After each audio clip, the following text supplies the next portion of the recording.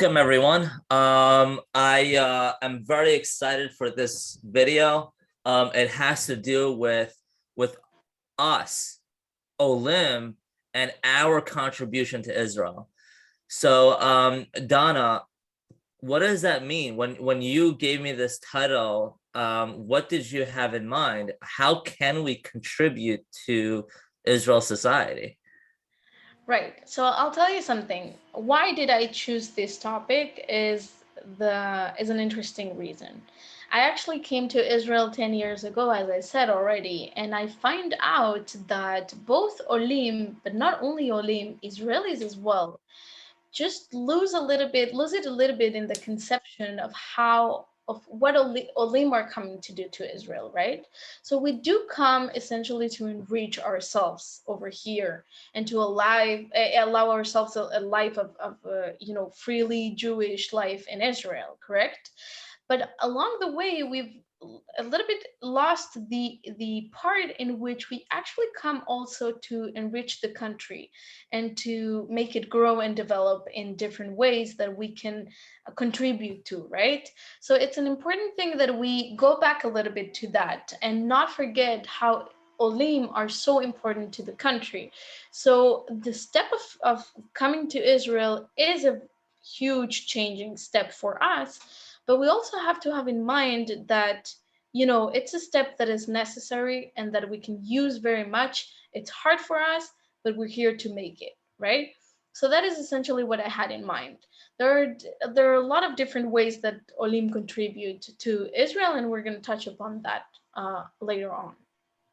Fantastic. No, it makes sense because on the surface it could be like, okay, I'm just moving to another country. I as an individual, I'm just one guy. Like what can I actually do, you know? But if you have that mentality, it's like you're kind of living there with like no purpose. Like you want to feel like you're accomplishing something in Israel, otherwise you're going to live a meaningless life. I'm Yeah. sorry to say, you know? And you want to be purposeful. Actually, I will tell Am I you am I something. accurate? Am I No, well, you're being sarcastic and exaggerating the thing, and it's true, and it's That's funny, true. but it's true. It comes up to a true meaning after all, because Olim over here, which are essentially immigrants, the concept of immigrants in Israel is a very beautiful concept, as opposed to immigrants in every other place in the world, right? Immigrants are looked at, as the people that come and steal the jobs and that make problems and that are not integrated in society and so on and so forth.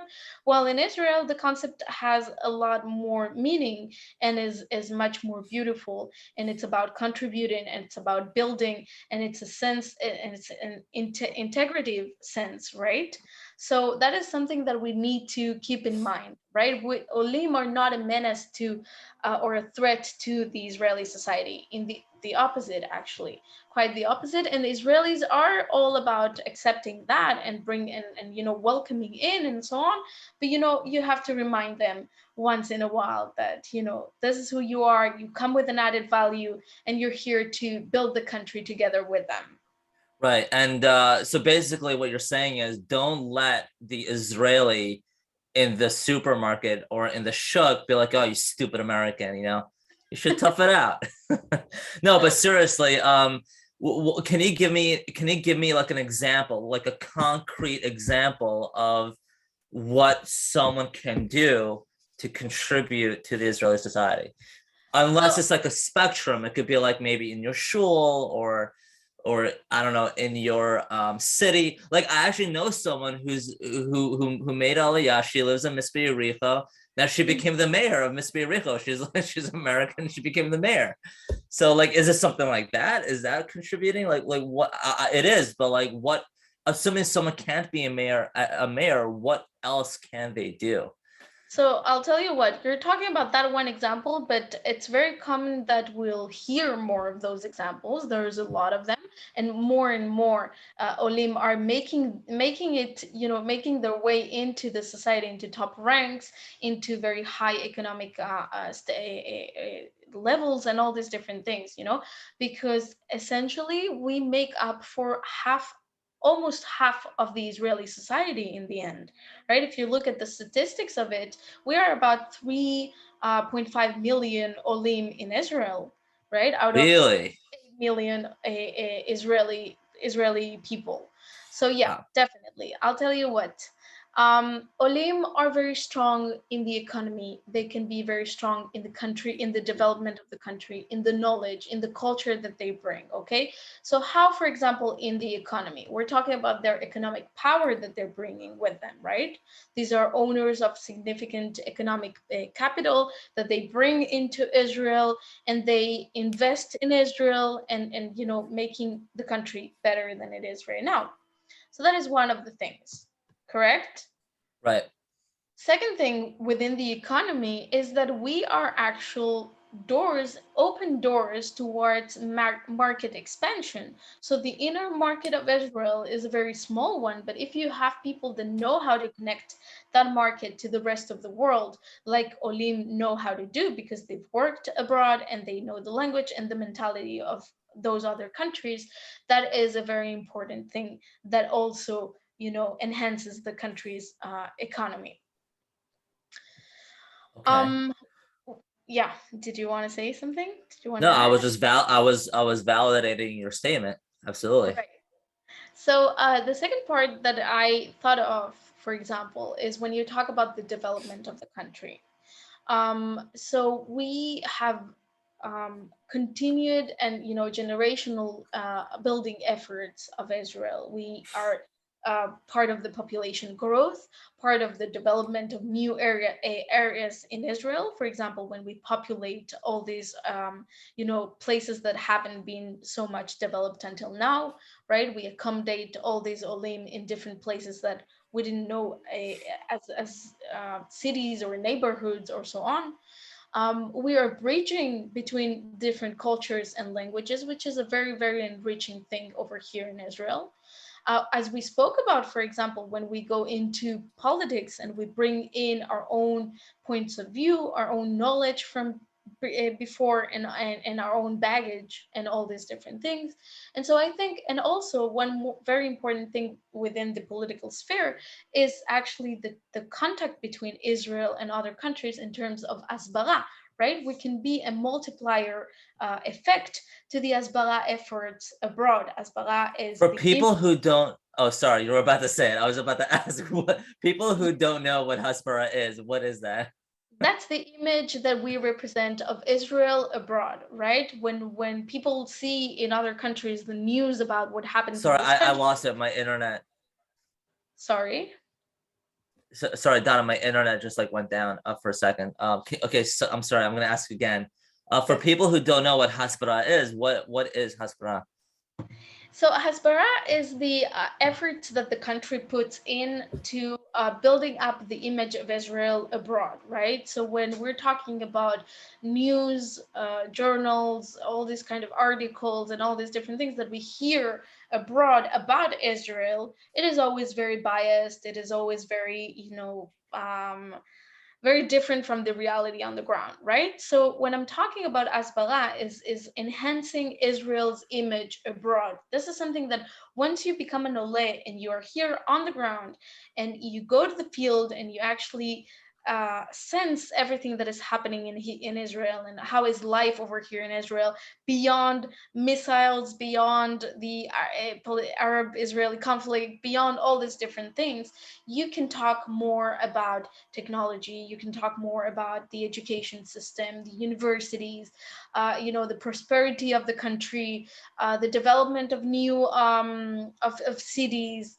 All these different things are things that, if not us as Olim, contribute to the country by spreading the word abroad, there's no other person who is going to be that ambassador for Israel, right? So that is one of the biggest contributions that we know how to.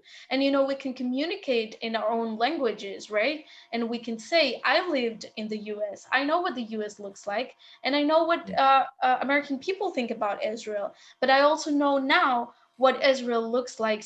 It looks like really, and I can counter that kind of view that people have of us. No, that's a very good point. It's like I'm gonna give an example. It's like all these Americans who have this negative connotation of what Israel is. Like they've never been into Israel at all. Or maybe they have and they just like hate us, but like they have this negative outlook.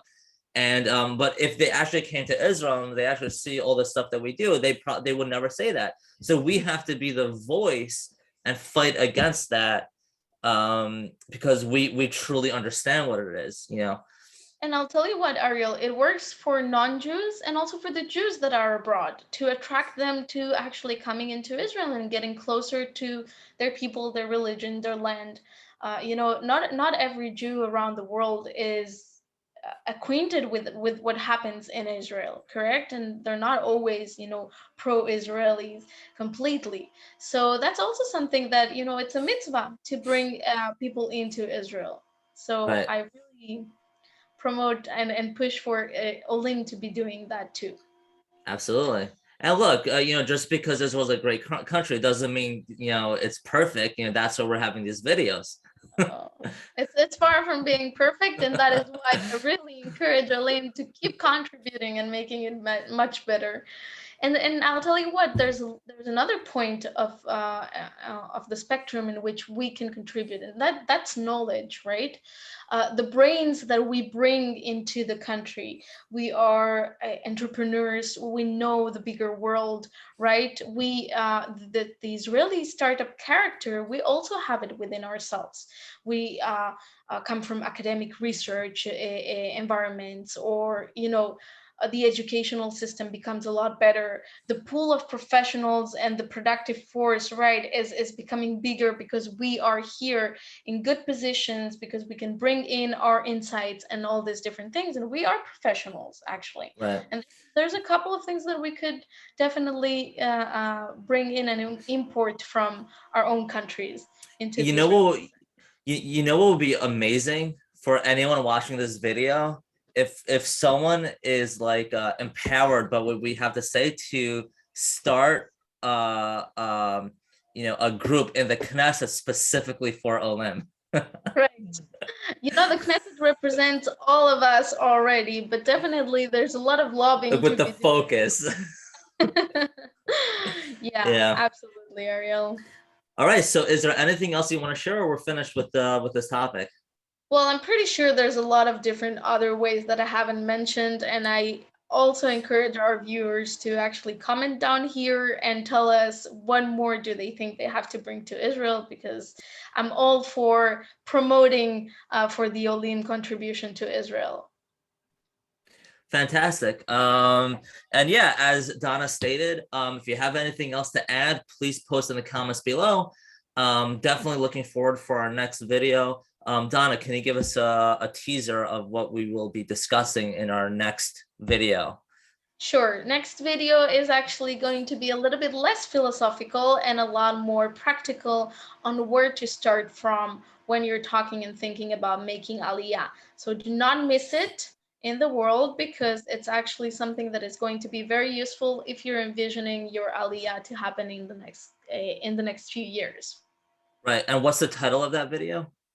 That is where to start from. Where to start from? I would love to know where I can start my Aliyah process.